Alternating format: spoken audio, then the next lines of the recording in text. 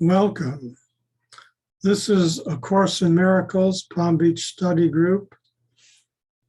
We're on Chapter 7, Section 10, The Confusion of Pain and Joy. In the book, it's on page 133.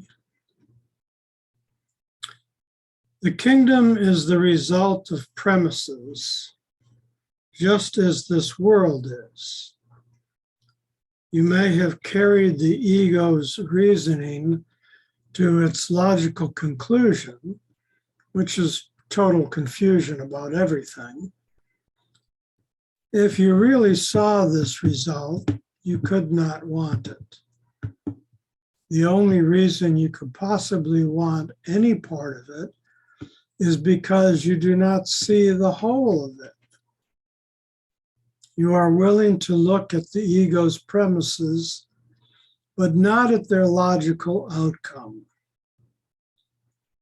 It is not possible that you have done the same thing with the premises of God. Is it not possible that you have done the same thing with the premises of God? Your creations are the logical outcome of his premises. His thinking has established them for you.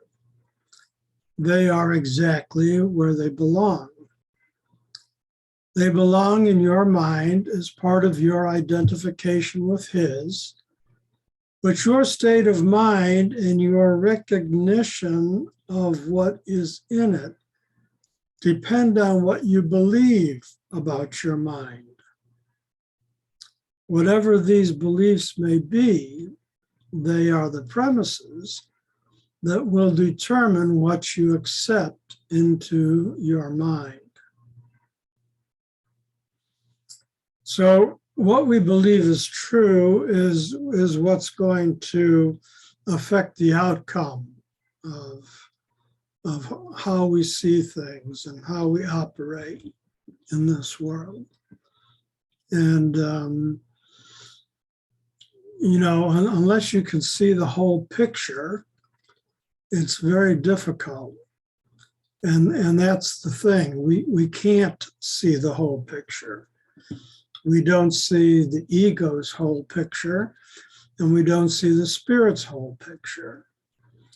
The Course is trying to give us a point of view that helps us to better understand both of these endpoints so that we can better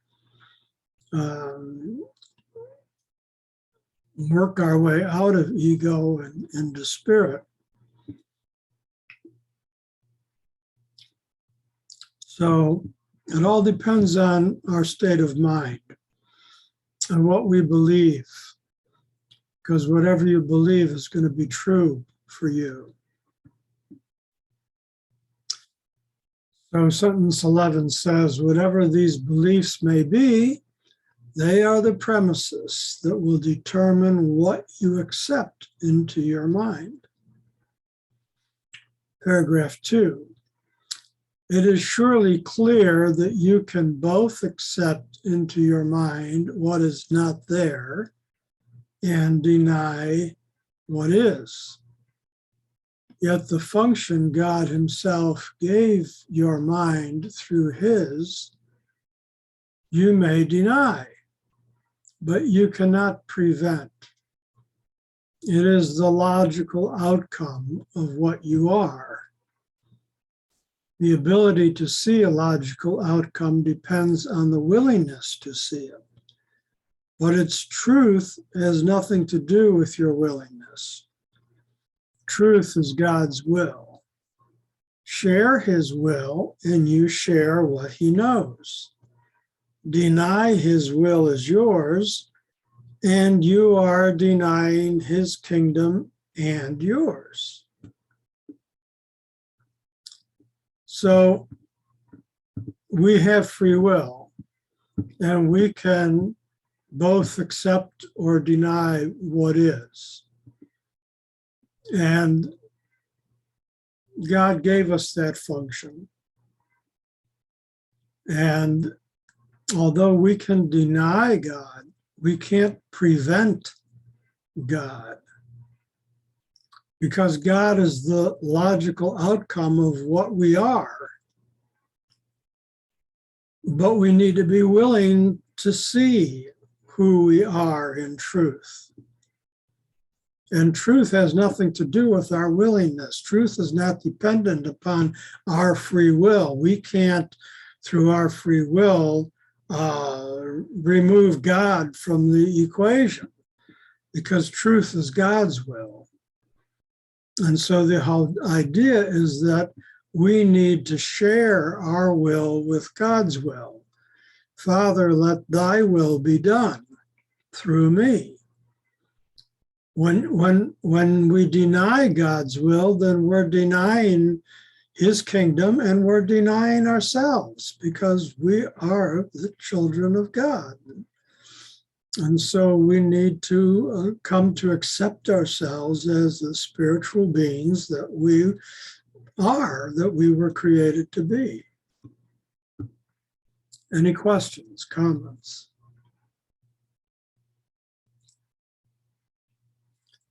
Paragraph 3. The Holy Spirit will direct you only so as to avoid pain.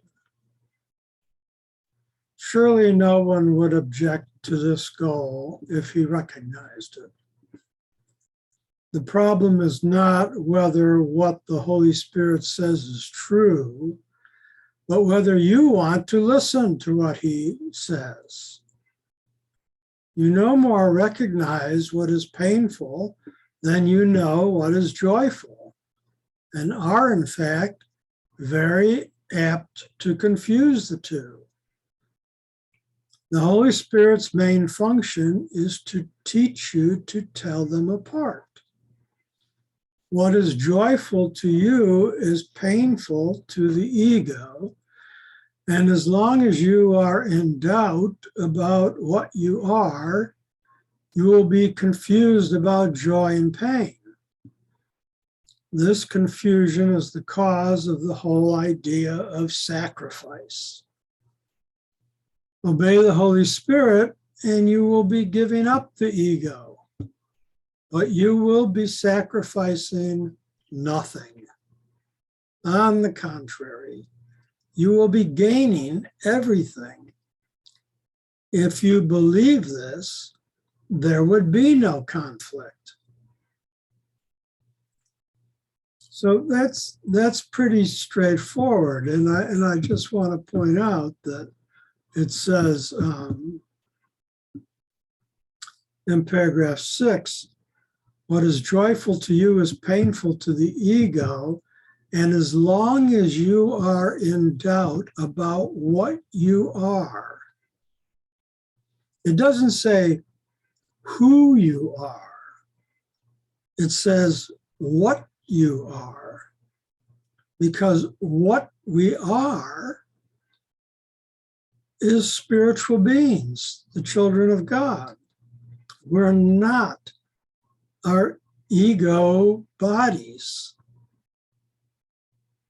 So we need to be clear and not in doubt about what we are. And then we will not be confused about joy and pain, about spirit and ego. When we realize what we are, is that we are spiritual beings and not the ego body beings that most people think they are, then it becomes much clearer. And if we believe and understand this, there will be no conflict. Any questions, comments?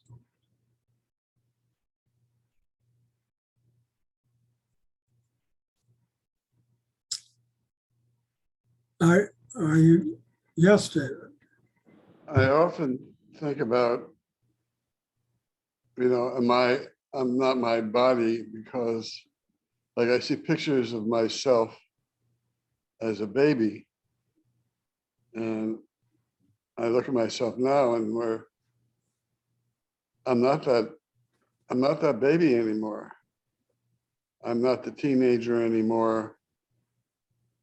I'm not with my first wife anymore. You know, we're changing in every moment, whether we're aware of it or not. But it seems odd. But until you start thinking about, I'm not my body. I'm my spirit in the present moment.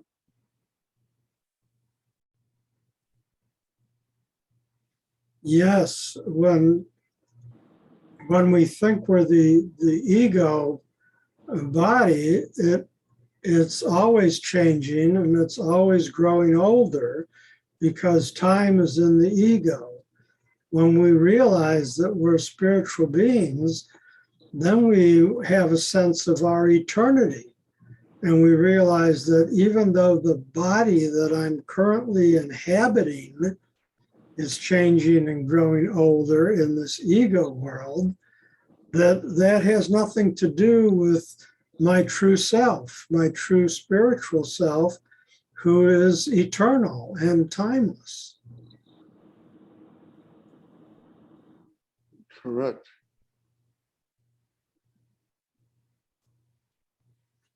So on to paragraph 4, it says, that is why you need to demonstrate the obvious to yourself.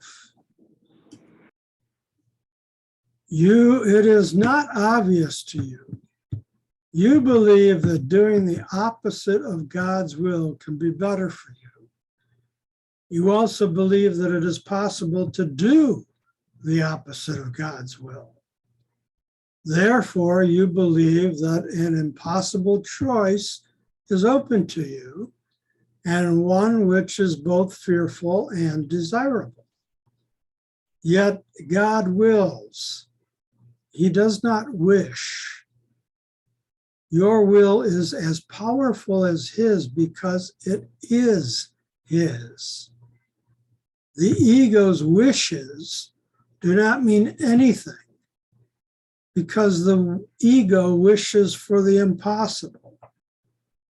You can wish for the impossible, but you can will only with God. This is the ego's weakness and your strength. So in reading this paragraph, it's kind of like it's addressing a person who is like totally steeped in the ego. When it says in paragraph 2, it is not obvious to you. Okay. But that's saying it is not obvious to you who are thinking with the ego mind. Because once you start thinking with the Holy Spirit, with your spiritual mind, then the ego stuff does become obvious to you. So in paragraph 3, when it says, you believe that doing the opposite of God's will can be better for you, we need to add, if you're thinking with the ego mind. You also believe that it is possible to do the opposite of God's will. Again, if you're thinking with ego mind. Therefore, you believe that an impossible choice is open to you, an ego choice is open to you, and one which is both fearful and desirable, which all ego thoughts and choices are. Yet God wills. He doesn't wish. And so now they're giving us a new terminology here, is saying, God is the only one who wills. The ego can only wish. But the ego's wishes mean nothing. sentence 9. The ego's wishes do not mean anything because the ego wishes for the impossible. The ego wishes for the separation from God, which is impossible. So you can wish for the impossible along with the ego if you want to, but you can only will with God. And that is the ego's weakness, and your strength, your as a spiritual being, that's your strength. Your strength is that you can choose to will the Father's will. And then people say, well, I don't know what God's will is. Well, you know what? God's will is very simple. God's will is love, be kind, forgive. God's will is whatever is good for the whole. God's will is non-judgmental. God's will is oneness. God's will is peace. God's will is joy. It's not hard to know what God's will is. Once you understand who you are as a spiritual being, God's will becomes very obvious. God's will says, no, don't be mean to that person, be kind. God's will says, don't be selfish, give, love, extend joy. God's will says, be peaceful, be patient, be kind to people. It's not hard. Did you want to speak, David?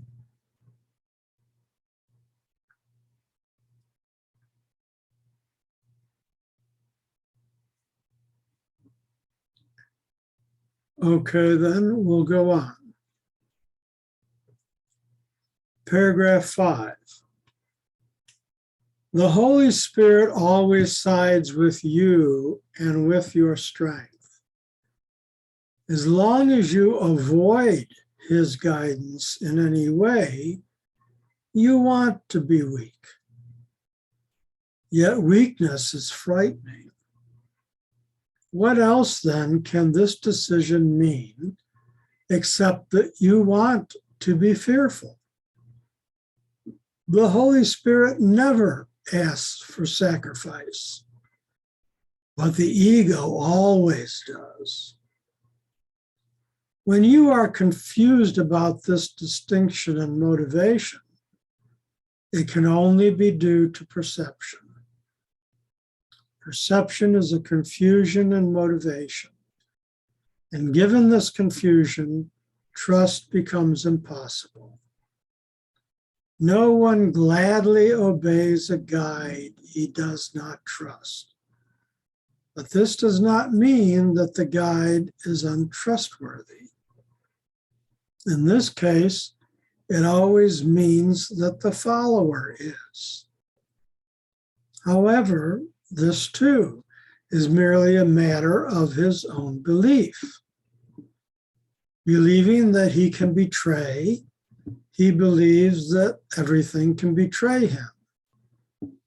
Yet this is only because he has elected to follow false guidance. Unable to follow this guidance without fear, he associates fear with guidance and refuses to follow any guidance at all. If the result of this decision is confusion, this is hardly surprising. Again, in this paragraph, he's describing somebody who is steeped in the ego thinking, in the ego mind, not somebody who's working in the spiritual mind. So again, as long as you avoid his guidance, as long as you avoid Holy Spirit's guidance in any way, you want to be weak because then you're just being ego-led. And that weakness is frightening. Again, that's in the ego. And the Holy Spirit never asks for sacrifice, but the ego always does. And so if you're confused, if you're in the ego mind, then you're confused, and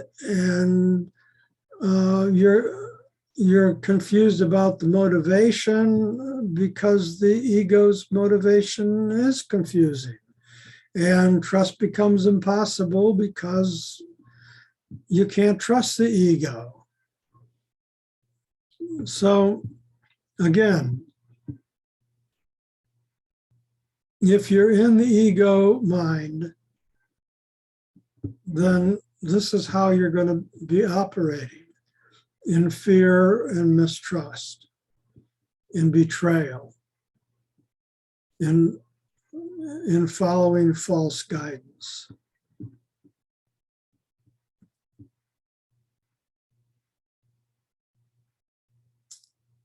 Paragraph 6. The Holy Spirit is perfectly trustworthy, as you are. God Himself trusts you, and therefore your trustworthiness is beyond question. It will always remain beyond question, however much you may question it. I said before that you are the will of God. His will is not an idle wish, and your identification with His will is not optional, since it is what you are. Sharing His will with me is not really open to choice, though it may seem to be. The whole separation lies in this error. The only way out of the error is to decide that you do not have to decide anything. Everything has been given to you by God's decision. That is His will, and you cannot undo it. And all that we need to do is remember that. We don't have to fight against the ego. We don't have to struggle with the ego. We just need to forget about it. Just accept who we truly are as the children of God, as the Son of God, and forget about the ego. Use our free will to choose. It's really very simple. The decision's already been made, because the separation that we think we're in is just an illusion. It never happened. It's a dream. All of ego is just a dream. It never happened at all. And that's what we have to realize. We have to come to that conclusion in our minds and see ourselves in that light. Any questions? Yes, David. So it just came to me that when we're in spirit, we're in joy. Yes. This is what I've been searching for. So we have to accept God's will, and we will be in joy. Yes, God's will is joy. God wills joy. All the boys and girls, joy to the fishes in the deep blue sea. Joy to you and me. Yes. You make it sound so simple. But that's just it. It is. That's the thing about it. It is simple. People, in the ego world, people want to complicate everything because that's ego thinking. And that's the way we've been taught to think. We have to undo the error thoughts. Let the joy, joy, joy, joy down in our heart. There's lots of joy songs. Don't worry, be happy.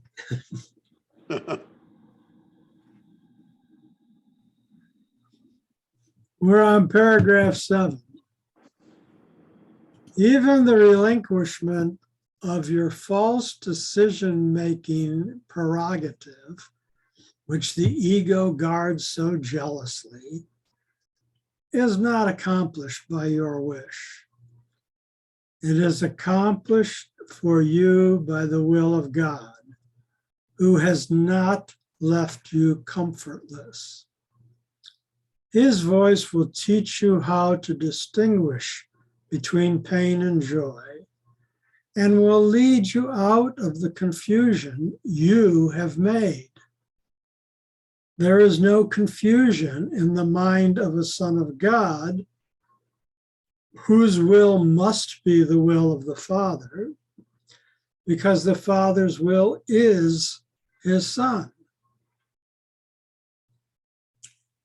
Again,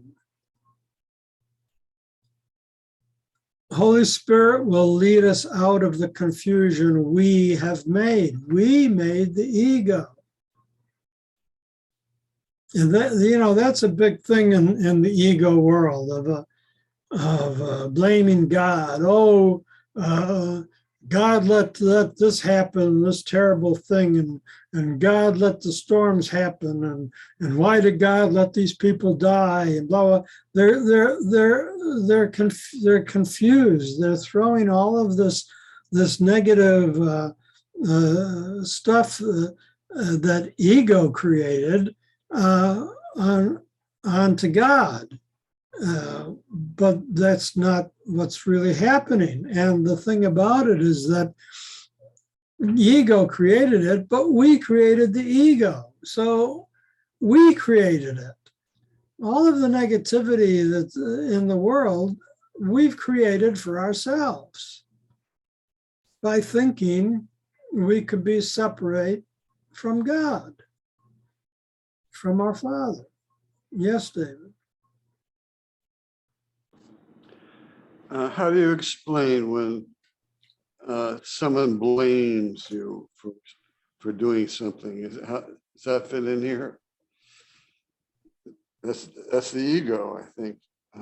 Well, it is. Whose responsibility is it? Remember, there's only one of us. If somebody's blaming you for something, you're blaming yourself for it.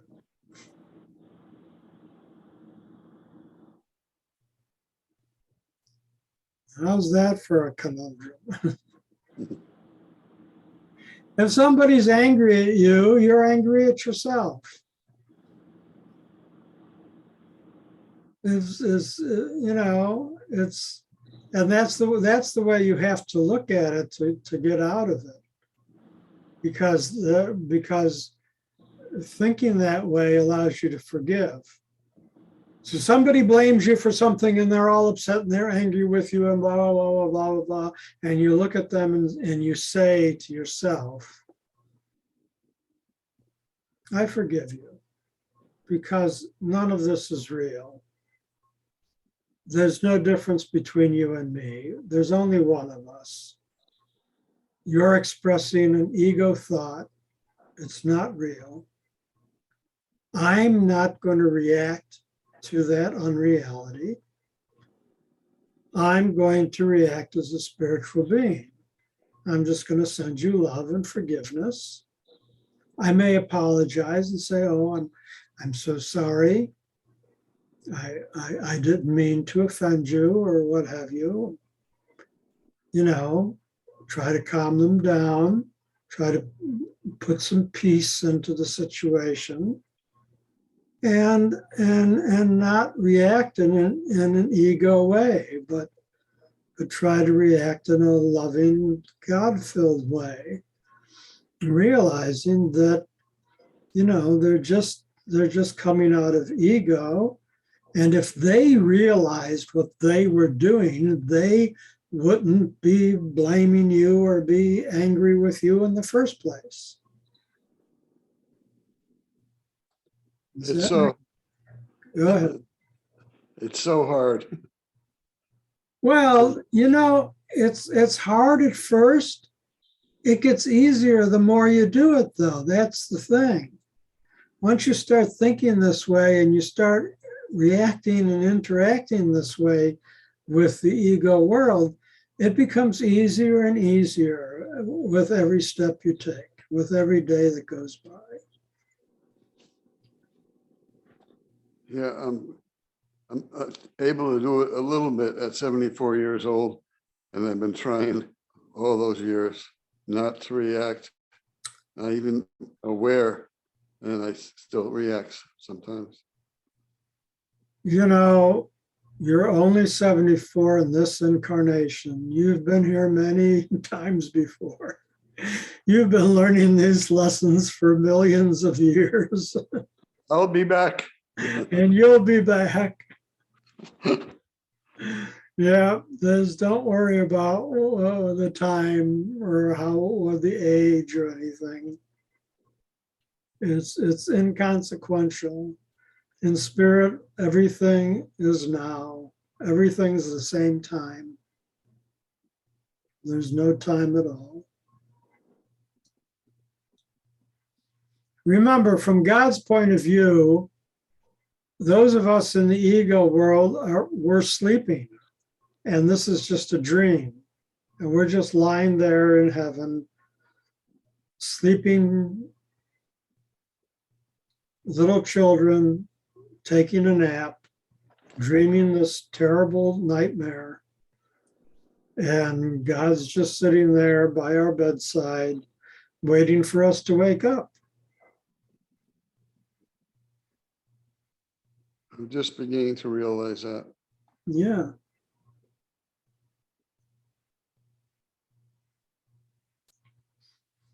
I think we're on paragraph 7. Even the relinquishment of your false decision-making prerogative, which the ego guards so jealously, is not accomplished by your wish. Remember, where this term wish that we've been introduced to is that when we hear that, we're talking about ego. It is accomplished for you by the will of God, who has not left you comfortless. His voice will teach you how to distinguish between pain and joy, and will lead you out of the confusion you have made. Well, we already read this, but let's go on.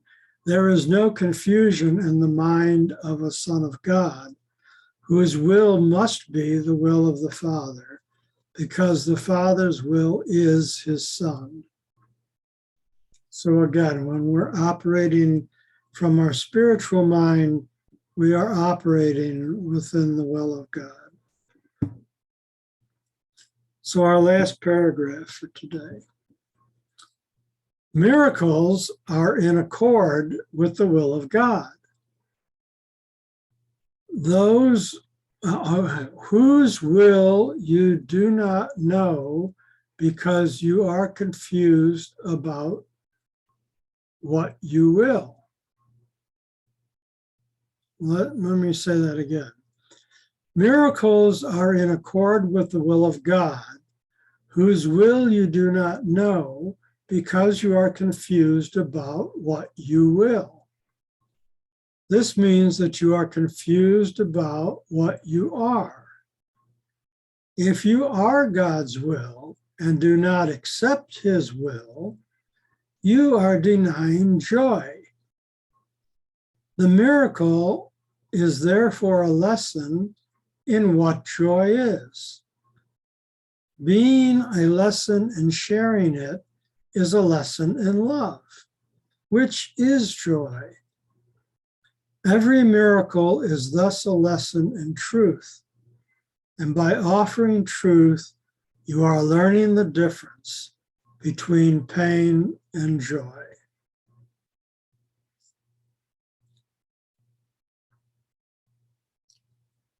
So the miracle is moving from ego will to God's will, from your ego mind to your spirit mind. The miracle is in offering joy and love. And by doing that, we learn the difference between pain and joy. We learn the difference between ego and spirit.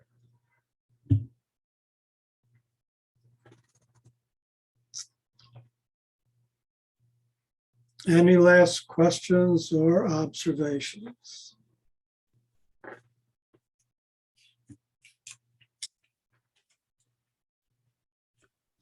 We must not be afraid. Correct. Not be afraid to love others, that there are no others, but to love, and that comes back to us. It's really never left us, but it's something we have to share. Yes, remember, by sharing, we increase it. We've been taught that. I used to be afraid to express love because I was afraid others wouldn't love me.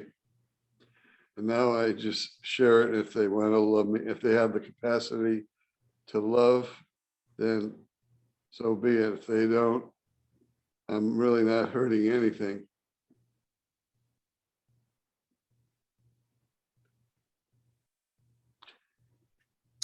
Yeah, all you can do in the ego world is do the best that you can do. How other people are going to react or what they're going to think, you have no control over it, because everybody has their own free will. And if they're so steeped in the ego world that they react negatively, again, all you can do is send love and forgiveness to that. But there's more and more people are on the spiritual path. I truly believe that. And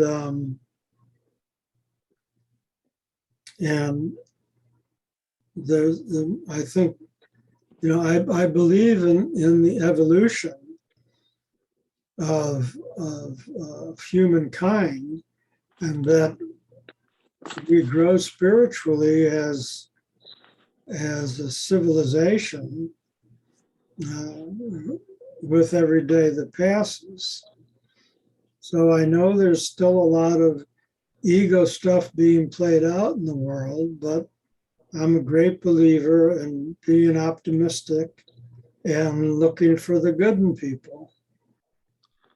I've gotten to just see that, to see the good in people, and pretty much observe the quote bad in people, and I turn it around with compassion and love and acceptance and forgiveness, and it turns, it changes me for the better, and also changes sometimes others that are fearful or afraid to love, or Not sometimes, all the time. It changes them all the time. It's just that that's not necessarily observable at the moment. they might feel it and not express it.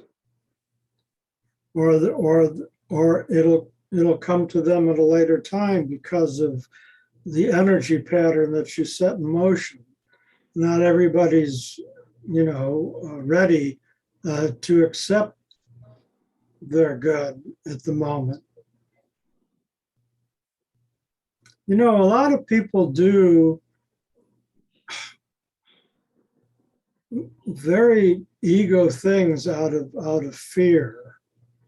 It's because of fear that they react with anger, or they fight, or whatever. They feel threatened. I mean, we've read that. We were just reading that tonight about how in the ego world people feel threatened and fearful. And so, when you realize that the people who are acting out of fear and feeling threatened, and that all of that is coming from their ego mind, and that's not the truth, because truth is spirit, then the important thing is again how you react, that you maintain your center, your spiritual center, in reacting to the ego comings and goings of the world. And a great example of this again is our master teacher Jesus. They arrested him and they led him away and they crucified him on the cross, and he put up no resistance to that. He didn't lash out in anger. He didn't accuse them or anything. Because he wasn't afraid. He knew that he was a spiritual being, and that they could kill his body, but that meant nothing anyway. That ego body was just an illusion, and it was going to die one way or the other, because all ego bodies do.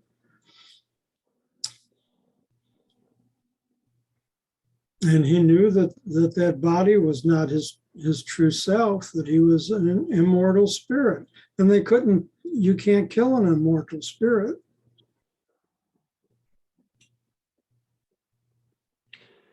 I just had a poetic thought. Does the sun disappear in the darkness or in the night, or is it still there? The sun, S-U-N or S-O-N.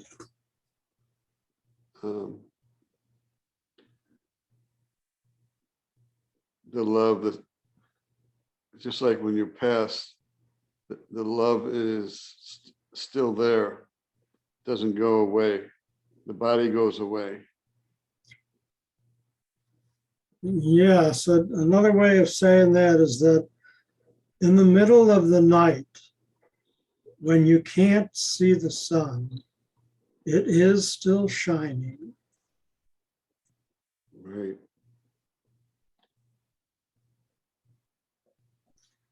Well, okay then. We're going to say goodnight for now. Let's have a moment of silence before we stop the recording.